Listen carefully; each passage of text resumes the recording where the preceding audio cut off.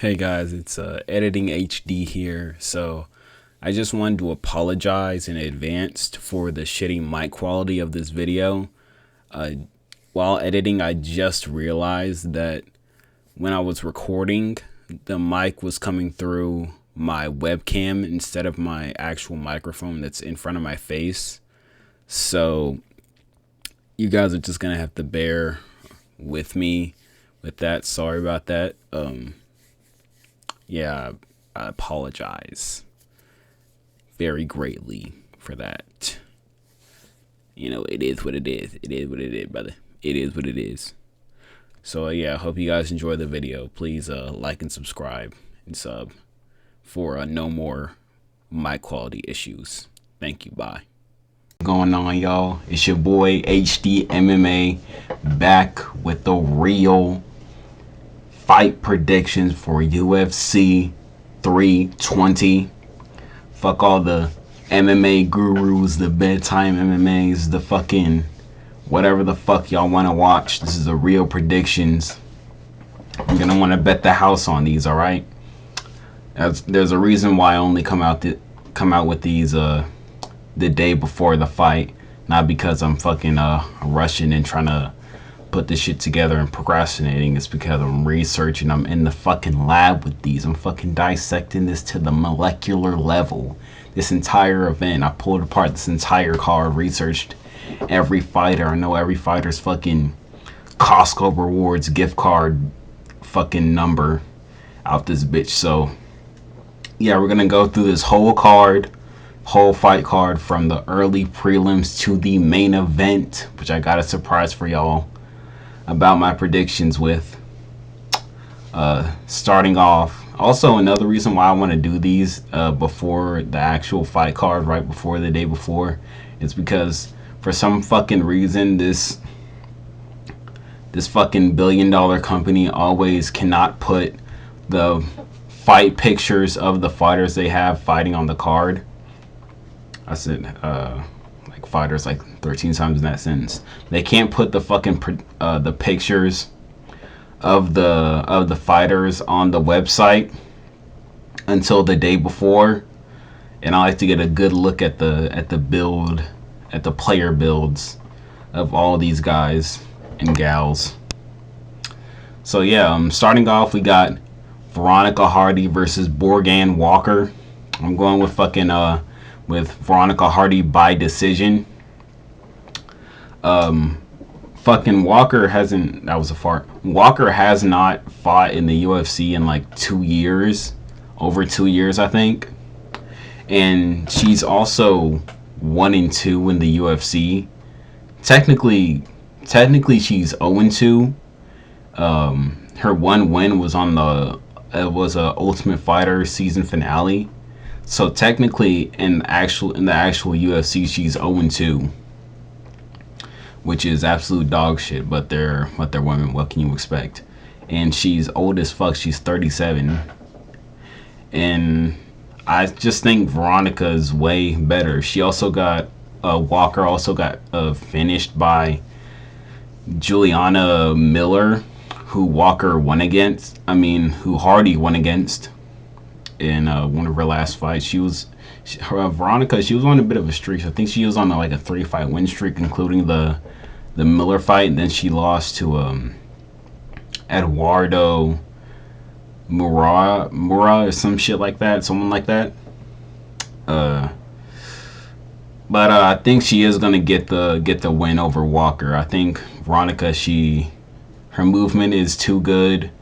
I think she just lands kicks at range, and she has some pretty good takedowns. I think she can take down and control Walker for some periods in the fight, and get the UD win. So yeah, I think Hardy's gonna win by UD, probably like a 30, 27, 29, 28, some shit like that. Who gives a fuck anyway? So moving on, we got get this shit out. We got Ramiz Brahimaj versus Austin Vanderford.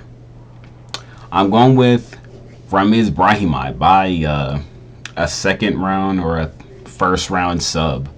Um, Austin Vanderford, he reminds me a lot of Michael Chandler when I watch his fights. He's very plodding, very simple striking style. He has very strong takedowns against the cage. That's his best weapon, I would say, or his biggest weapon, his biggest strength. He has really strong wrestling and really good takedowns against the cage. He does have an old American folk style wrestling habit where whenever he gets people down against the cage, he does just kind of like remain on their hips, like in that, in that position where like the takedown E, or the person that got taken down is like kind of sitting with his back up against the cage, and the person that took him down is just crunched over has their hands around their hips, kind of like that. He does kind of like remain in that position a lot, and he does panic shoot when people kind of like rush him. He does like just kind of panic shoot on the back foot, which I don't think is a very good trait to have, especially a guy like Ramiz Brahimaj, who is a very like pressure heavy fighter, has a very pressure heavy striking style with a lot of power. I think Brahimaj could rock Vanderford on the feet, and Vanderford shoots like a panic takedown, and Brahimaj also has a really nasty high elbow guillotine that he finishes a lot of fights with. His last win came from a high elbow guillotine against Billy Ray Goof. So yeah, I think Brahimaj could rock Vanderford on the feet. Vanderford panic shoots, and Brahimaj wraps up his neck in like a high elbow guillotine, that kind of thing, and finishes the fight with that, which is a very archaic way of finishing fights nowadays. The guillotine has fallen off precipitously as a submission, as a good viable submission in MMA nowadays. A lot of people are very wise when it comes to guillotine defense. So yeah, and that's against these like low level fights. I do it, or especially these low level fighters and these very simple fighters. I do expect a guy like Brahimaj to get something like a guillotine off, and I do think he's going to get it off against Vanderford, who has a very simple game plan and not that good of striking. Very simple striking. He just kind of feints and tries to throw like a right overhand or something and get that into a takedown attempt, which I don't think is going to go well for him against a guy like Brahimaj. So yeah, I got Brahimaj by second round submission. Moving on, we got fucking cancel that shit out. Moving on, we got Punahele Soriano versus Nikolai Varetnikov. I got Soriano by split decision, I think. And Varetnikov's last fight against what is his last fight? It's the fight I watched of him. I watched him fight Francisco Pedro. And in that fight, Varetnikov, his fight IQ was absolute dog shit.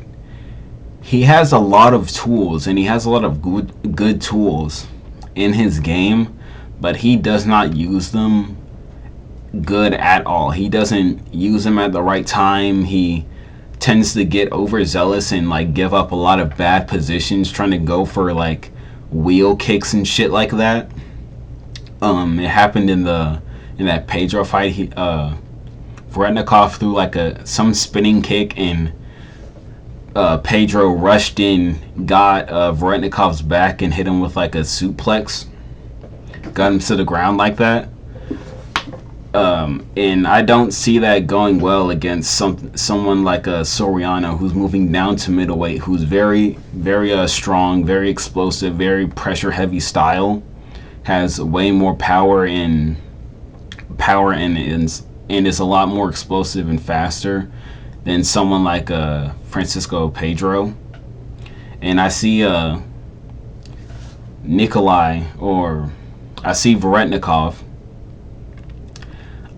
getting overzealous, using a lot of stupid tools and a lot of not good situations, like just bad timing. And I see a guy like I see a Soriano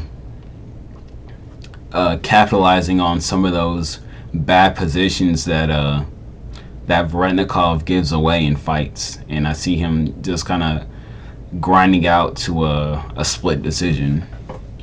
Maybe some judge like gives Varetnikov a round or two by fucking they're oohed and awed by like the way missed fucking wayward spinning kick here and there, and Soriano gets the split decision nod. So yeah, I see that happening in this fight.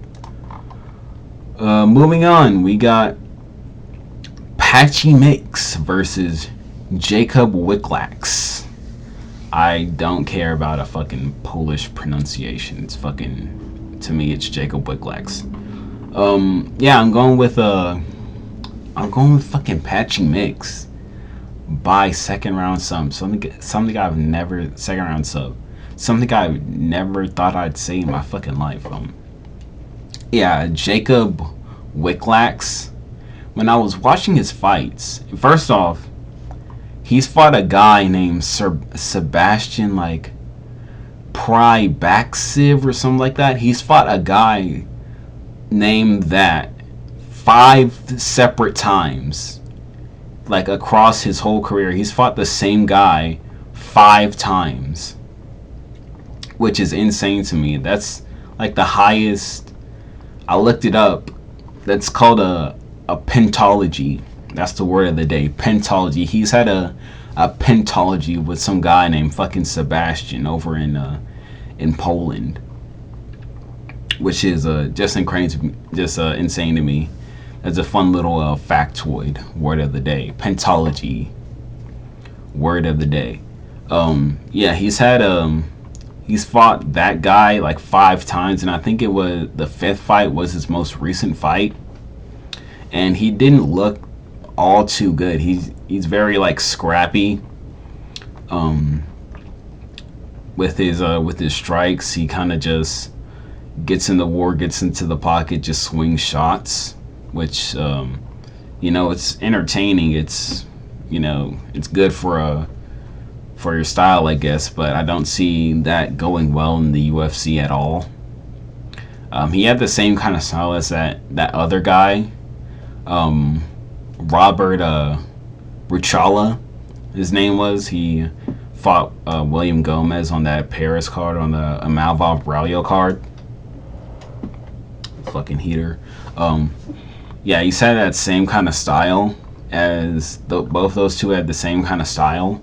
And I don't really see that faring well in the UFC, especially against a longer, taller guy like Patchy Mix, who has very sneaky like grappling and chokes and submissions and very sneaky like takedowns. He's deceptively explosive for his frame. He's very like skinny. He's got skinny legs, skinny calves, and very just skinny in general. But he has like good like powerful takedowns from his fights, and it didn't look like that in the fucking Mario Bautista fight, because he tried to strike with him, didn't fucking and Patchy Mix fucking looks like comethazine. That's something that I noticed when I was watching his fights. He looks like comethazine, bro. Not Frank Cole, what comethazine is now, but he looks like a fucking comethazine when he was putting out fucking Bosky 3 and shit. I fuck with comethazine. But yeah, Patchy Mix, he's very sneaky. He's got that left knee that he knocked a guy out with, but he doesn't have very like a lot of replicated like success. He doesn't really have like a go-to that he has. He kind of just like he pops out in his fights with a lot of new techniques that he's been like probably working on in the gym and shit, but he doesn't have like a go-to style. Like watch out for the this of Patchy Mix, to watch out for the that. Like he doesn't have like a watch out for the left straight he sets up so well. Watch out for the high kick of Patchy Mix, or watch out for the fucking the guillotine or the rear naked chokes of Patchy Mix. He has a lot of finishes, but with a lot of various techniques, which shows off his well-roundedness. That does, but he doesn't really have like a go-to like thing like that he's known for. Which I don't know how that's gonna fare him in his fights to come forth, but I do see him beating a guy like Jacob Will Wicklax. So yeah, I think Patchy Mix can take him down and just get him with one of those chokes he has, a guillotine, rear naked, something like that. So yeah, I'd see Patchy Mix by second round sub. And in the making of this fight, he's just had his fucking fight stance picture uploaded, and I cannot pick someone who doesn't have a fight stance picture or a profile picture on ESPN, who just got it fucking uploaded by today, probably like a couple hours ago. So yeah, I'm going with Patchy Mix, second round sub. All right, what's up, y'all? Editing HD here. One thing I forgot to mention about Jacob Wicklax that I wanted to is, for some reason, in these Polish fighters, or with these Polish fighters, or I don't know if it's just the organization KSW, and I noticed this with fucking Robert Ruchala, but for some reason these guys like put stick-on tattoos on their bodies for their sponsors, and they say, and it's like the logo of whoever sponsors them, and that's extremely odd to me. For some, like, why don't you just let the shorts say the sponsors instead of like, and also they have their sponsors on their shorts, but they also put stick-on tattoos that rub off all over their like chest and back of their sponsors, which is extremely weird to me. I don't know why they do it. So yeah, I just wanted to add that. Moving on, we got the headliner of the early prelims, Meishy Chasson versus Yana Santos. I'm going with Meishy Chasson by unanimous butchness by UDM. I think Chasson is going to be too tall, too big, too strong for a girl like Santos, who she's a very pressure heavy, like in the clinch. I watched her fight with Holly Holm, and that's the only fight I watched of her. She was very pressure heavy in the clinch, not really like taking people down kind of like that, but just kind of just gets into the clinch, backs people up against the cage, does a lot of like moving around, but not really like effective like advancing position. I think she got taken down in the first round, now that I'm thinking about it. But yeah, I don't think she's gonna play that. She's gonna be able to play that game against a girl like a Chasson, who is very tall. Is probably gonna win a lot of those exchanges in the clinch. I also think she can keep Yana at range with leg kicks, jabs, straights, and I do think if it goes to the ground, Chasson can get to a position on top, probably in Santos's guard or in her half guard and rain down some good ground and pound shots and probably cruise her way to a UD. And if she wins, probably gonna fight Kayla Harrison next for the title or some shit like that. I don't really know. She was probably like, I think she was ranked number 5 or something like that in the women's bantamweight division. Yeah. So I'm picking Meishi Chasson by unanimous decision. If she fights for the title, I don't really care. Moving on to the prelims, we got Daniel Santos versus Ju Sung Yu. I'm going with Ju Sung Yu by fucking round 1 KO. Daniel Santos, people are calling him a mini Oliveira, which I do see. He does have that very high type Muay Thai guard where he like kind of moves around his upper body a lot. He is a very promising cockroach in the making. Against his fight with I think it was John Castida, he got knocked down like 3 times, hurt really bad in the first round. Then he came back in the second with a good knee up the middle and followed up with shots that KO'd him. And yeah, I don't think that's gonna work well against a guy like Ju Sung Yu, who has very good boxing, very powerful, and very precise counters. That left hook he caught that other guy with in his UFC debut was so fucking nasty.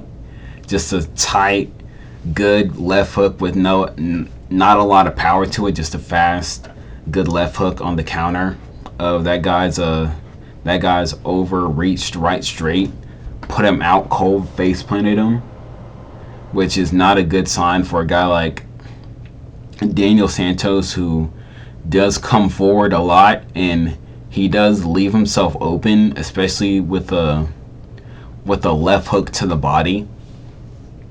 When that punch is thrown at him, Santos does drop his he drops his lead hand and he tries to like parry the punch, which I can see being like a good feint to set up. Sung Yu feints the left hook to the body and then comes upstairs with a right hand that probably hurts Santos really bad and KOs him with some follow-up shots. I do see something like that happening, and that's gonna be our main prediction for this fight. I think Yu catches him with a counter off of Santos opening, trying to defend a shot. And yeah, I got Ju Sung Yu by KO in the first round. Moving on, we got Chris Gutierrez versus Farid Basharat. I got Basharat by round 2 sub. Chris Gutierrez's takedown defense is not that good. In a fight he had against I fucking can't pronounce his name. He had one name. He had no last name. One of these like in the boonies ass Asian guys. He fought when that guy tried to take him down, Gutierrez like grabbed the fence a lot. He grabbed the fence like 2 or 3 times to try and avoid getting taken down. And when he wasn't grabbing the fence, he got taken down kind of easily. And then he did get back up, but he got taken down again later on in that round. And I do think a guy like Farid Basharat, who was undefeated, I forgot to mention Ju Sung Yu was also undefeated, who has very good timing on his takedown attempts, can take a guy like Chris Gutierrez down and get into a dominant position like a top mount or like a side control and probably sub him within with like an arm triangle or something like that. Can probably pass his guard too, and yeah, I think he gets the win. Gets the win that way. His defensive striking, he does back up in a straight line. Basharat, that is, he does back up in a straight line and hits the cage very hard with his back, and then circles out, which is concerning. Gutierrez, he does have pretty good kickboxing. He uses a lot of like side kicks to the leg and shit like that, and does move around good. But I do think in the grappling, Basharat is gonna have the advantage. So yeah, I'm going with Basharat by second round sub. Moving on, we got we'll get to that.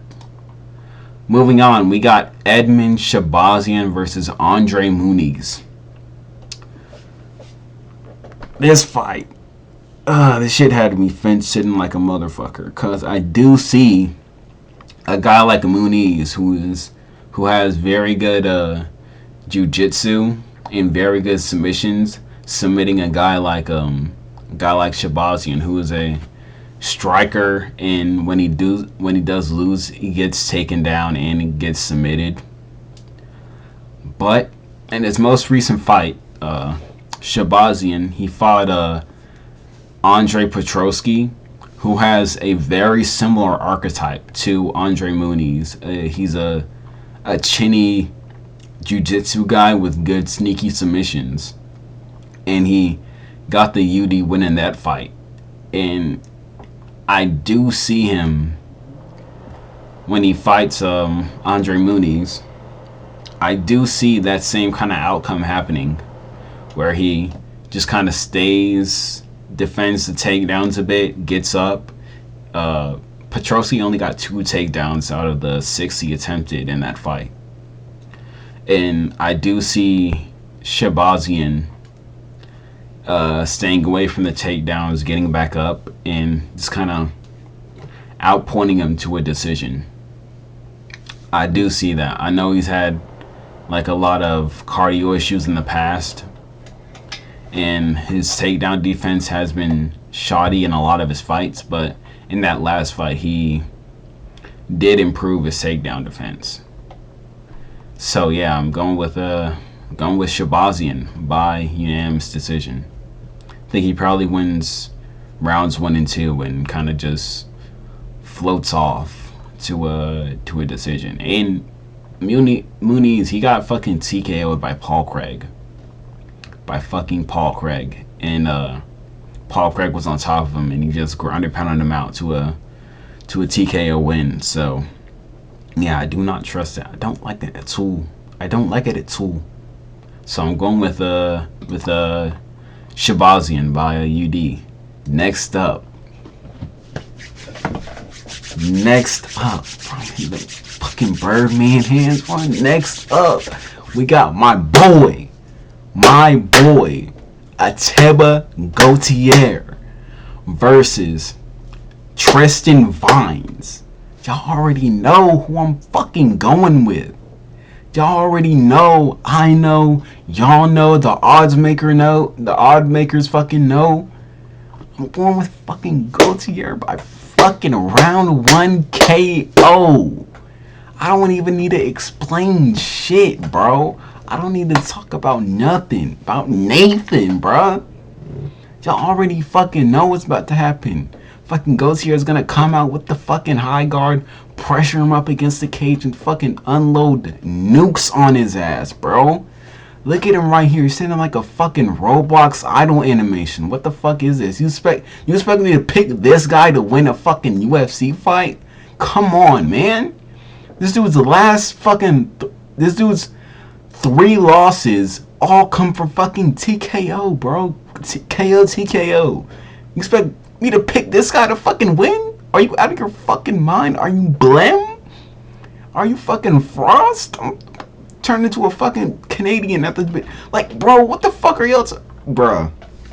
If y'all actually expecting me to pick anything But Tibor Gautier by fucking round 1 KO, you are mad. You are loony. I'm picking Gautier to win by round 1 KO in devastating fashion. That's all that needs to be said. The only thing that needs to be said, bro. Y'all fucking know me. Y'all know if y'all watch the fucking scoring prospects video, y'all fucking know me. He is next up, absolutely, and I won't hear anything else about it. Moving on to the main card, we got Abus. I knocked out Dustin Stoltzfus in 20 seconds. Magomedov versus Joe Body Cam Pfeiffer. And you know what I'm going with? He's fucking cutting that shit off, getting the round 1 KO finish over Abus Magomedov. But no, seriously, I think Pfeiffer can stuff Magomedov's takedowns. I don't think he has that good of wrestling, even though he is a Dagestani. I don't think he has that good of wrestling. He couldn't really take down Michel Pereira, and he couldn't really fucking strike with him at all. He has very sloppy striking. Even though he did win that fight, he has very sloppy striking, Michel Pereira shit. But he has very sloppy striking. He does overextend and reach a lot in a lot of his strikes. And he does like run into the cage. He kind of like, people can move out of the way of him, and he does like run into the cage a lot whenever he throws any strikes with any sort of commitment. And yeah, I don't see that going well against a guy like the Body Cam. I don't see that going well against Joe Pfeiffer. I think first off, I think Pfeiffer can take him down. Pfeiffer, he's very strong wrestling. He has a lot of slams, a lot of very just strong takedowns where he just lifts people off his feet. Off their feet, I mean. He just lifts people off their feet and gets them down very, very good, and he can control them. He does have that submission win against Abdul Razak Al Hassan. But, I mean, Al Hassan's grappling is shit, but he does have that good submission win, and he has very good takedowns. I do think a guy like Abus Magomedov, he's going to be scared to shoot with a guy like Joe Pfeiffer. And I do think this fight's going to be standing, where Joe Pfeiffer has a very obvious power advantage. And I do think he's going to pressure Magomedov against the cage, back him up, and he's going to land that badass right hand and sleep him. So yeah, I got fucking Abus Magomedov, he lost to TKO by fucking Sean Strickland. What kind of shit is that?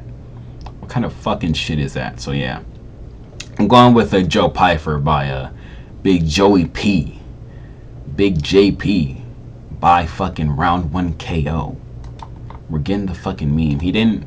I don't know if he's acknowledged the meme in this fight week on his Instagram or not, but yeah, I know he has acknowledged it, but I don't know if he's done it in his Instagram. Hopefully we get it on the fucking commentators in the pay-per-view. Open it up, they say it while he's fighting or before the fight or whatever. But yeah, I'm going with Joey P by KO in the first round. Next up, we got Josh Emmett versus Yusuf Zalal. I'm going with fucking Yusuf Zalal by UD. I know fucking he's a terrorist. I know we all got a fucking bounty on Yusuf Zalal's head for being a boring little fuck. But I'm picking him to beat fucking Josh Emmett. Josh Emmett is literally 40 years old in the featherweight top 10 of the UFC, and all he does is throw a fucking overhand right. And he has the audacity to get mad that fucking people have figured him out and knows he's only gonna throw a fucking overhand right, and he gets pissed off when he fucking misses that shit by a mile. So yeah, I think a guy like fucking Yusuf Zalal, who's taller than him, and has a longer reach, can just fucking stay at range, pitter patter at him, and then fucking win a UD by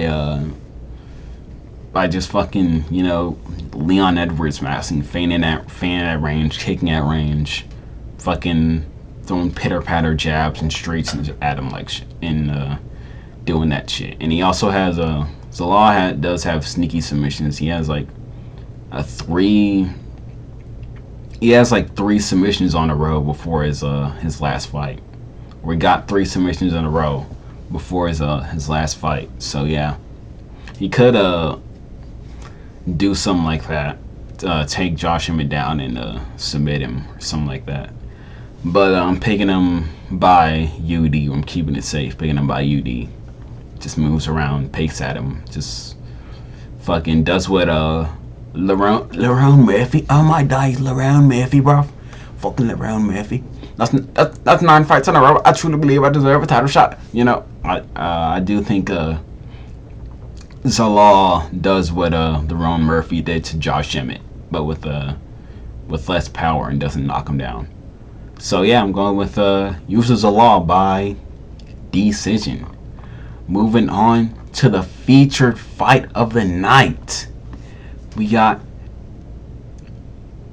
I bring legendary autism and men from my village to this fight, and let's go for that. I bring Khalil crying after this fight. So let's go for that. I got fucking. First off, we got Yuri Prochazka versus Khalil Rountree. I got fucking Yuri by round 2 TKO. And Khalil's last fight with Jamal Hill, he started extremely slow in the first two rounds.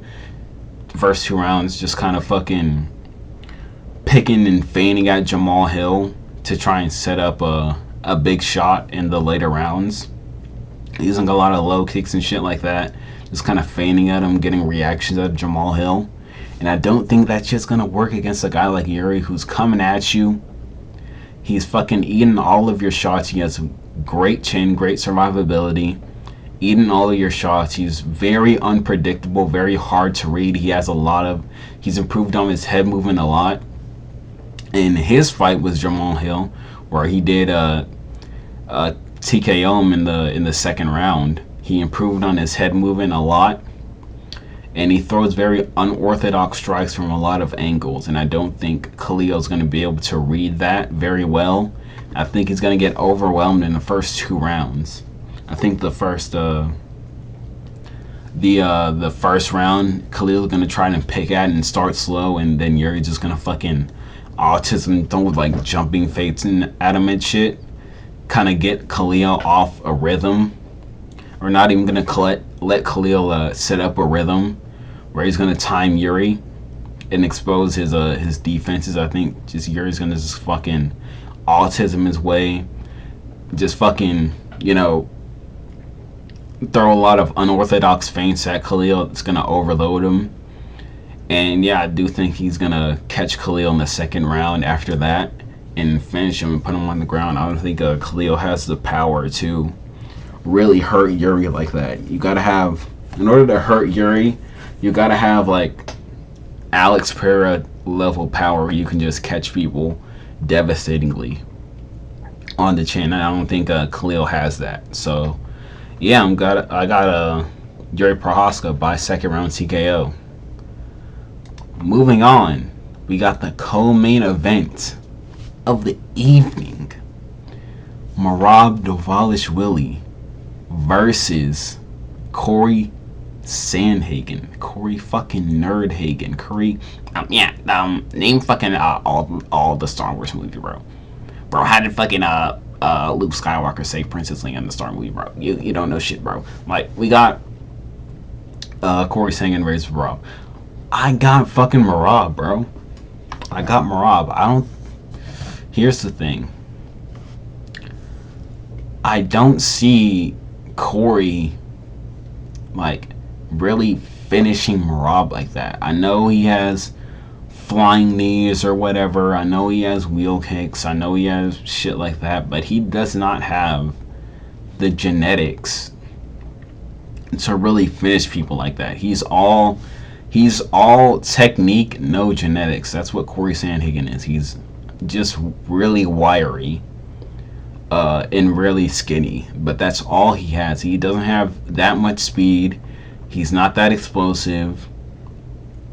He doesn't have like the fast twitch of like a guy like Sean O'Malley, and he's not that athletic either when it comes to his footwork. So yeah, I got Merab. I think he's just gonna fucking volume box, pressure forward, shoot a billion fucking takedowns at him, and I don't think Corey's gonna really hurt Merab with those like dynamic strikes, if he even throws them, because he does get overzealous with the stance switching and shit like that. If he just sticks to orthodox, I do think that poses more of a problem, and I do think he can be more dangerous out of the orthodox stance. But if he keeps on trying to just switch stances on Merab and shit, I do see Merab just running over him, taking him down, and I don't think fucking my lamp turn on. I don't think Corey's gonna be able to get him down, or I don't think Corey's gonna be able to roll out of the takedown attempts like he does in his past fights against like Figueiredo and shit. I don't think he's gonna be able to get to the legs of Merab. I don't think he's gonna get to the legs, but I don't think he's really gonna be able to submit Merab with like a leg lock and shit. Maybe he can get to him to get Merab to like dissuade Merab from shooting as much. Maybe he can get Merab like to sort of be more wary, but I think Merab can defend like leg attacks like that and leg entanglements, and just kind of reshoot on him. If Corey does that, I don't think Corey's going to be able to finish from that position. I know he's been doing work with Ryan Hall or whatever the fuck, but how long has he been working for Ryan Hall? And we haven't seen him get one fucking leg lock submission. I think people are just like wising up to that shit. It's like ever since Ilya KO'd fucking Ryan Hall, leg locks have just not worked, except for like Walter Walker at heavyweight, but that's heavyweight. Heavyweight is a paradox. But ever in the lighter weight classes, heel hooks have just not worked ever since that happened. So yeah, I just think Merab's just gonna fucking just steamroll him. All of Corey's wins from KO just come from like chinny old guys. He chinned Frankie Edgar, but he's old, and he chinned Marlon Moraes, who's always been chinny. So yeah, I think Merab just gonna bulldoze him, and we're gonna fucking keep on with this with Merab. I don't know who beats him. Maybe we can get Umar back in a rematch, but I don't know who's gonna beat him. I really don't. So yeah, I got Merab by decision. Moving on to the main event, we got Big fucking Ink, Magomed Ankalaev versus Alex Pereira. Now, I said in the beginning of the video, I said to y'all, I got a surprise for y'all in the main event. I'm picking fucking Alex to win by UD. Now, I know some of y'all clicked out of the video knowing that some of y'all think I'm fucking crazy. Y'all don't know what the fuck I'm talking about. Here's the thing. Listen and learn. I think Alex, he's going to be way more willing to pull the trigger in this fight. I would say that's the main striking problem Alex had. In the first fight, he just didn't pull the trigger when he could have, especially with like some head kicks. Ankalaev was open to like a to a lot of head kick opportunities that Alex didn't take advantage of, especially that lead head kick where he was throwing the and landing that lead low kick on Ankalaev, but he just didn't go up high with it. I think Alex is gonna take advantage of that opportunity, go up high with some kicks, maybe some knees, and I don't think Alex is gonna be scared of the takedown threat of Ankalaev, especially when he defended all of Ankalaev's takedowns in the first fight.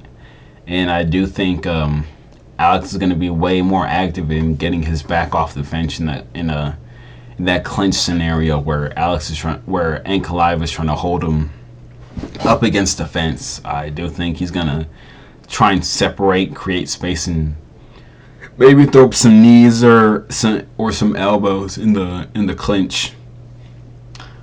And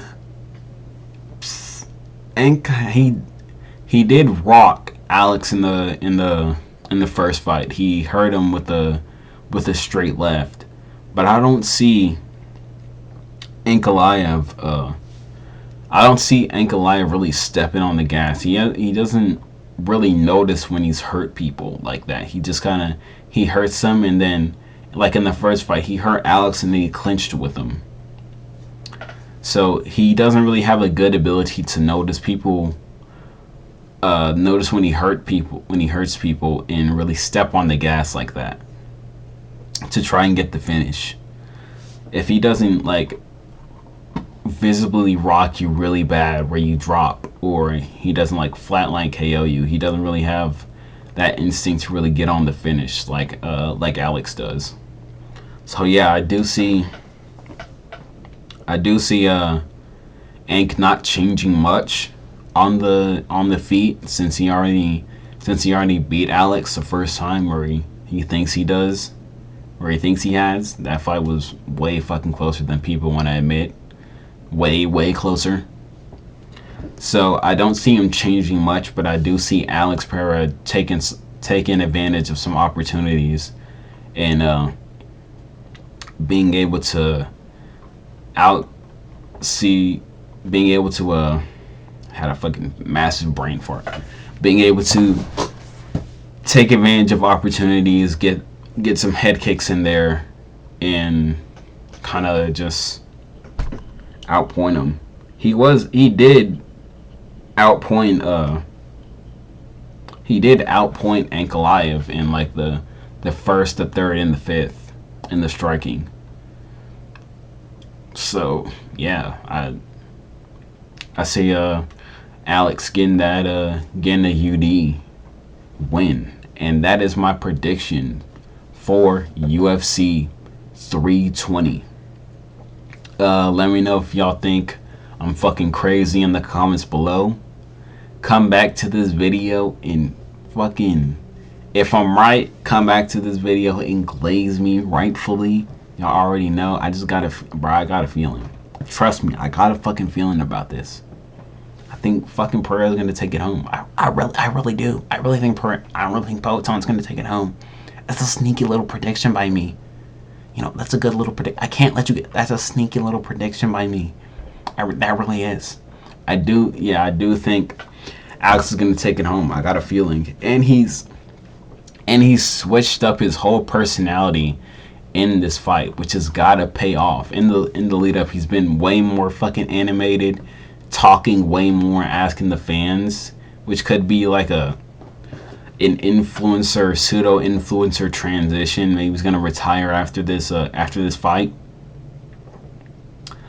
but it's gotta pay off for something. Either it's gonna pay off drastically, and we're gonna get a legendary Alex Pereira finish, or a performance, or this is gonna be a horrendous failure, and Ankalaev's gotten in his head and he just shits the bed tomorrow night. So yeah, going with Alex. Y'all know the picks, y'all know the predictions. Bet the house, bet the fucking house on Alex. Only you, all of you except for me will bet the house all of you except for me will bet the house on Alex Pereira getting the UD win tomorrow. So yeah, hope y'all guys enjoyed the video. I will be reacting to this event after it happens, right after it happens, and I do got some more in-depth comprehensive videos for y'all coming very soon. So yeah, hope you guys enjoy the fights. Hope you guys win some money off these picks. I will not be betting any money. Hope you bet all your money. And yeah, hope you guys enjoyed, and I'll see y'all later. Peace.